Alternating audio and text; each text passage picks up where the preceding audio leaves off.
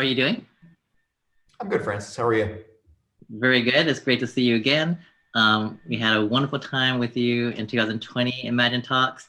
You shared a lot about how you built a company and advice on how others will able to benefit from that, from all of your experiences as a Navy SEAL commander. But you also do something aside from your former work as a Navy SEAL commander and as a founder of your very successful company in cybersecurity. You also work with an organization called Saved in America, which I've heard a little bit from you, but I would love to learn more about it and share it with our audience here. Can you tell us a little bit about what Saved in America is? Sure. Saved in America was founded by a gentleman named Joseph Travers. He's a former Los Angeles law enforcement officer. And he came up with the idea of Saved in America when he was tracking down a girl who had been kidnapped and was being trafficked by gang members. She was moved to Florida. I think it might have been somewhere else in the South, but somewhere in Florida. And unfortunately, they weren't able to find her, and it turned out that she tried to escape from the traffickers by going through a window, and they caught her and brought her back and killed her and then fed her to the alligators. And it was such a horrific story for this young girl to lose her life in such a terrible way that he thought, why can't we do better at this? And he had read an article about some Navy SEALs who had gone overseas to rescue a child that had been taken there. And he thought, why don't we have Navy SEALs do that here in America? And so he contacted Kirby Harrell, Master Chief retired Kirby Harrell, one of the legends of the SEAL teams, one of their Vietnam era SEALs, just a great guy, great guy. And Kirby put together a team of former SEALs, former law enforcement who go out and rescue these children. They're usually girls 99% of the time, but there are still boys, not without a doubt, that do get kidnapped and trafficked. And the numbers on this are stunning. As I learn more about it, I've seen numbers all over the place, but about 500,000 kids a year are involved in human trafficking. It's far more widespread than you would think, and it's happening to kids. I just had a friend who told me that her niece was in danger of being trafficked, and she had started dating a guy, and she said the guy was making her do things that she didn't want to do and wanted her to be with other men. And so she was at a party and talked to a woman there and said, hey, I need help. I need to get out of this. And that woman immediately grabbed her and put her in a hotel somewhere. But this happens far more often than you would think. Wow. All right. That's I think that's very shocking to many people that are listening to this for the first time. I knew it was basically in our backyard, but the numbers are very, very staggering for me to hear that. So then how did you specifically get connected with this operation? Yeah. There was a young lady named Brooke Malsteller. I had helped her find an internship a couple of years before, and she reached out to me and said she was working with a group called Saved in America and wanted me to meet a gentleman named Kirby Harrell, which Kirby and I ironically had not crossed paths when we were in the team, so it was the first time meeting them. And when I met them, within 5 minutes of hearing their story and what they did, I said, how can I help? I'm in. They said, well, we always need funding. I said, I'm happy to donate. My company and me personally, we try to give back, aggressively to charities. I said, but how else can I help? And so, over the years, I ended up helping with open source intelligence through our company, my cybersecurity company. I ended up, so now I'm the head of the board of advisors. I lead up the board of advisors. I live in Las Vegas. You can tell from my background here. That's not actually my background. I kind of wish it were like that all the time. It's actually daytime now. But the numbers here in Vegas are interesting. Sheriff Joe Lombardo here in Las Vegas, great guy, very aggressive again in helping us against human trafficking. He came and spoke at one of our fundraising events.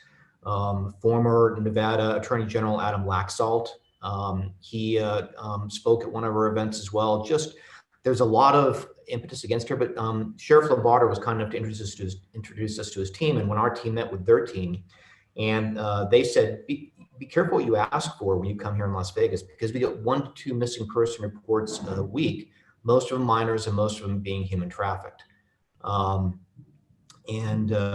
It's astounding the amount of human trafficking that's going on in the United States right now. It's just it's so common. And the first thing that I think the statistics are something along the lines of 70 to 80% of children that run away are involved in human trafficking or approached by a predator within a week. It's a matter of days. They're looking for them. If they aren't actually trying to grab them from their parents, then they're looking for them. And the ways in which traffickers work, and make no mistake, I've heard some lines of thought along the lines of that the pimps are, the traffickers are just as just as much victims as the actual girls being trafficked.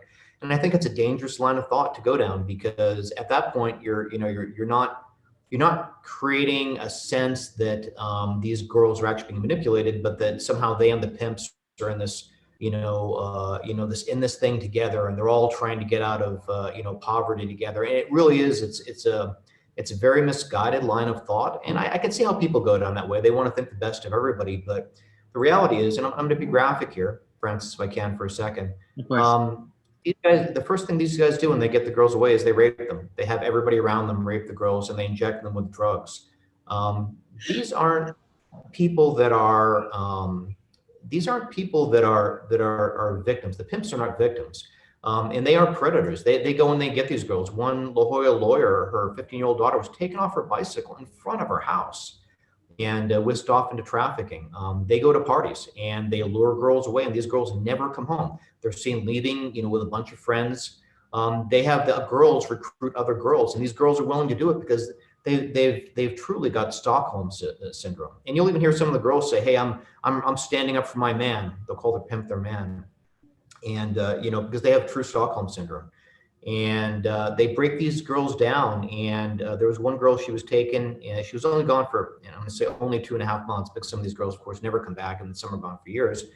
And it took 1.5 years of rehabilitation before she was able to go back out. Because the first thing they do when they come back out is they get back to their pimp, because they need that fix, because now they're hooked on drugs. They don't think, because they've been told this, they're nothing other than prostitutes. They're hookers and junkies. That's all they think.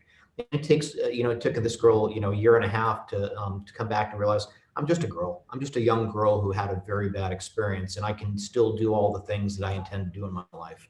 And that's probably the worst part of it, Francis, is that you're taking a young child here, and you're taking away their future. You're not just taking away a few years of their life. You're taking away their future, because you break down everything about them. Yeah, sorry, long answer to that question.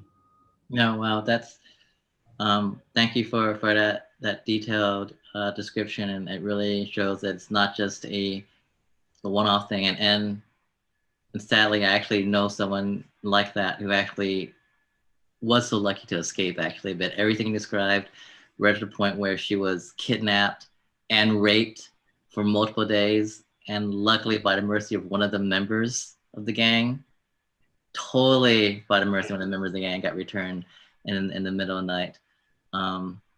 Yeah, so everything you said was spot on. She was one of the lucky ones.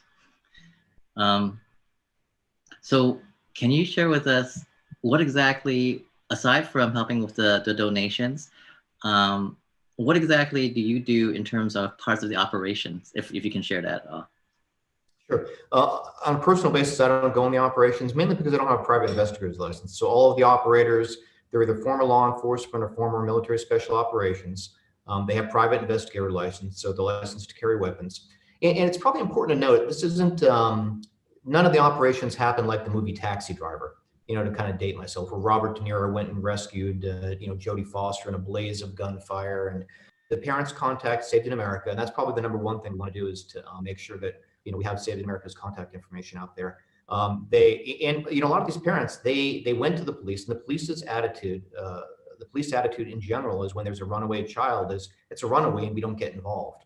And the first 48 hours are the most critical, because that's when they whisk the girls out of state. Saved in America had one girl they rescued, and I believe that was in Mexico. They got to her within about 4 days through a combination of open source intelligence, using the pimp. The pimp almost immediately takes the girl's social media and starts posting on the girl's social media for her, so everybody thinks that everything's okay. But the pimp was stupid enough to take a selfie with the girl in front of a house in Mexico, and Saved in America was able to use reverse image searching and find that. They used the contracts with the federales down there to find the girl. And when they rescued her, they had 10 other girls they were all about to ship off to different areas. So that first 48 hours is absolutely critical, because that's when it's the real danger zone, when the girls, all these bad things happen to them, and then they get shipped off to, to be trafficked. And it's important to note, the reason this has become one of the number one things, and there are so many children being trafficked, is that the lifetime value of a trafficked child is about $500,000. And Mm. so, to the gangs. And so for them, it's a business. And they treat it like a business. They, the way they treat businesses, right? Very aggressively, with deadly violence, to support their finances when they need to. And they get very good at it. These predators will pose as a boyfriend.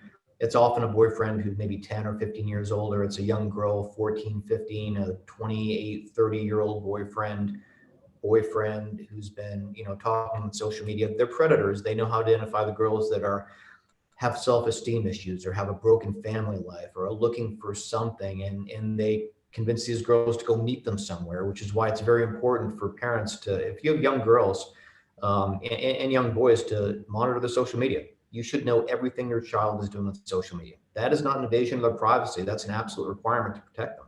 When they're over 18, that's a different issue. When they're under 18, you should know everything they're doing on the social media, because these guys, they'll get these girls and they lure them away, and the parents never see them again in some cases.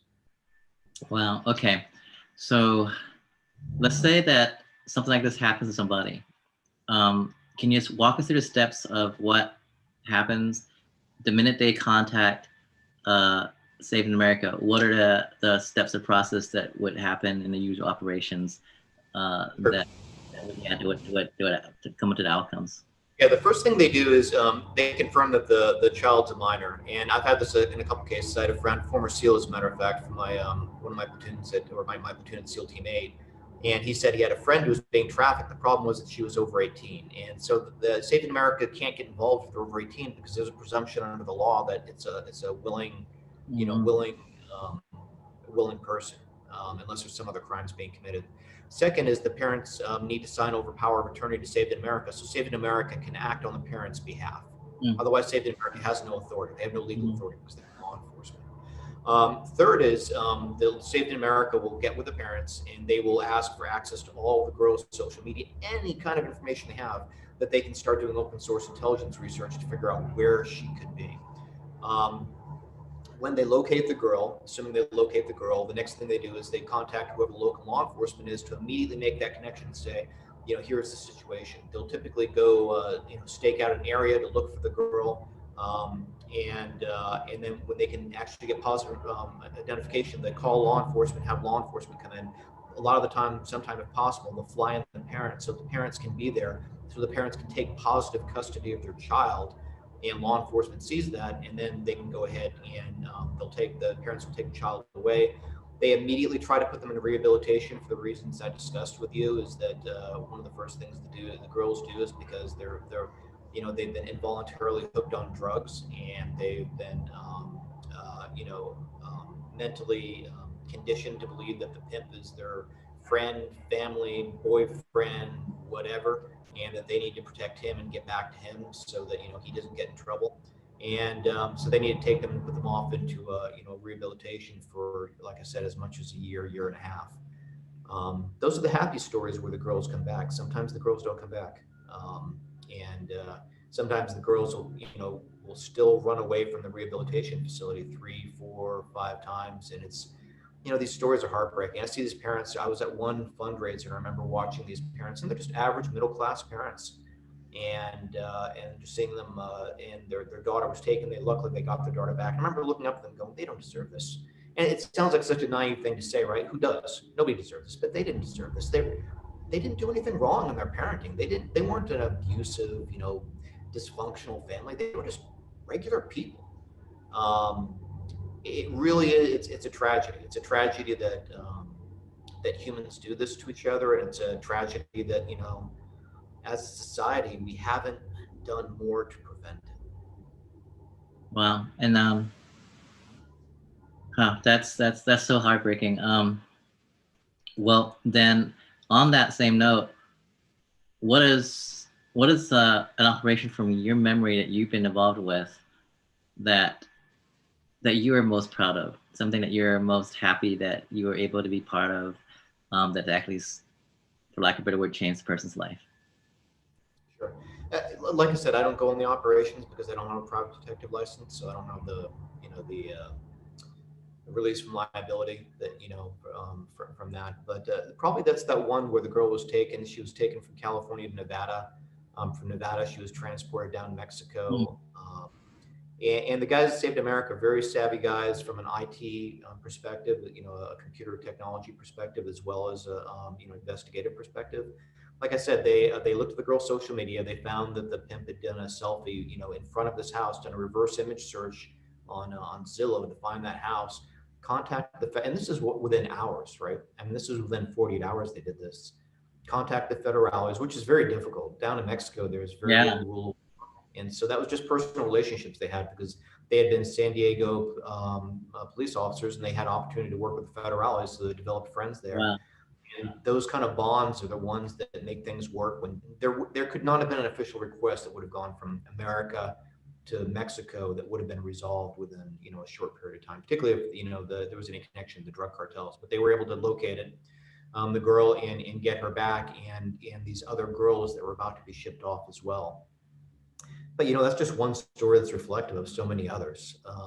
It's just there's a never-ending supply of these stories, and that's probably the worst of it. Is the problem isn't ending; it's not getting better. It's, if anything, I would say it's increasing. But I don't have the numbers to justify that. But just my feeling is there's been no reduction.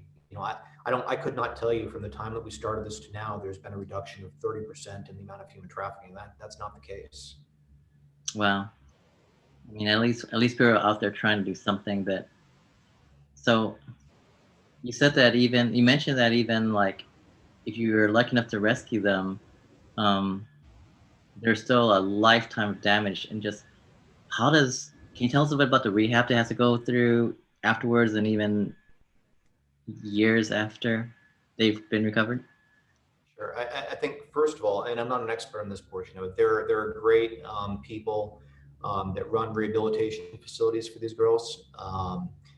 California does not allow you to involuntarily put the girls into these, so they put the girls in there and they can just walk away from them, and they do. They immediately leave and go to the pimps, and it's one of the things Saved America does. They work with one of the rehab facilities because the pimps will go out there and they'll sit outside in their cars and call the girls and have the girls come out. And so Saved America works, and they actually put guards outside the facility. And when they see the pimps come up, they're like, "You guys need to move along. Not happening tonight." Um, so sometimes they'll send the girls out of state to Utah or some other states that actually do allow you to involuntarily put your kids into these facilities. And a lot of it's just getting them back. One is getting them off drugs, of course. Two is getting them back into the idea that you're more than just selling your body. There is so much more to you. You've got skills and talents and all these other things, and trying to break down this insecurity that the predators have done to break down the girls so that they could use them for what they wanted to use them for is remind them that you're human beings and you have dreams. Saved in America has scholarships. One girl had a scholarship at one of the fundraisers for going to culinary school, and she was in tears because it's always been her dream and she never thought it would happen. And now she had a $3,000 scholarship, to culinary school. And it's one of these things: is show them the life that you have, the life that you have in front of you, instead of this other life that you were told that you were going to have, and they need to do that and embrace it. Wow. And after getting toward the end of this, our time is coming to an end here. Any last words of wisdom and perspective that you can give to the kids and the parents out there, and an audience member? Sure, I would say I think a lot of parents think it's too early to warn their daughters about it, and I have two daughters, two boys and two girls, and they're 11 and 13. And I think my wife and I are probably right at the point where we're gonna tell our daughters. And I think maybe with a 13-year-old it's been a little bit late, but we also keep her fairly protected as well.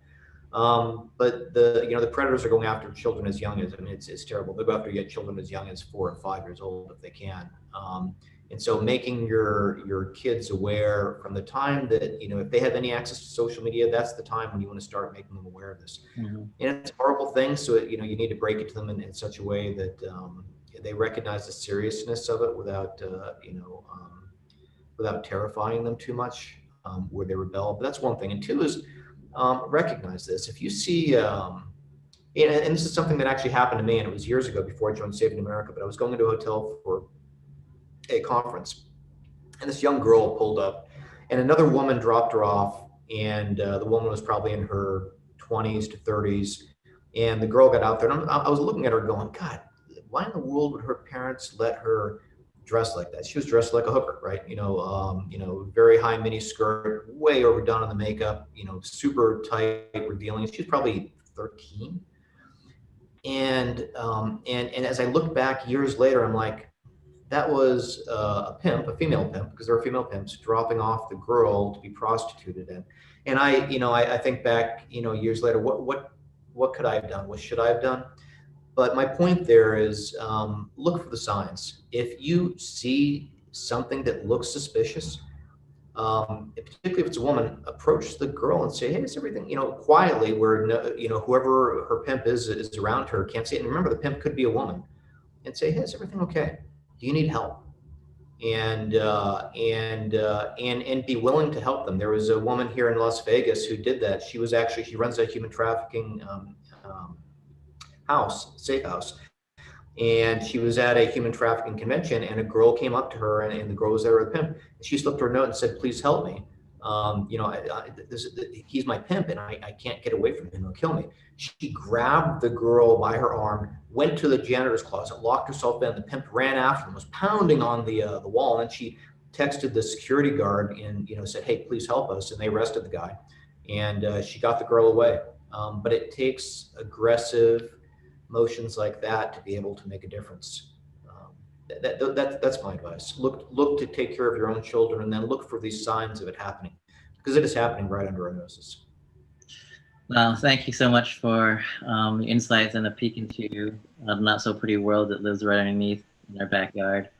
Always a pleasure, Eric. I'm always so sad that our time is so short, but in that short amount of time, I've learned a lot, and I hope this has shed some light and gives some a peek about what actually happens, and gives a lot more awareness to our audience, and let them know that this is what happens and how they can do their little bit in part to try to reduce it. So thank you again. Look forward to talking with you again, and thank you for all the great work you do out there, Eric. Thank you. Take care. You too. Bye-bye. Bye-bye.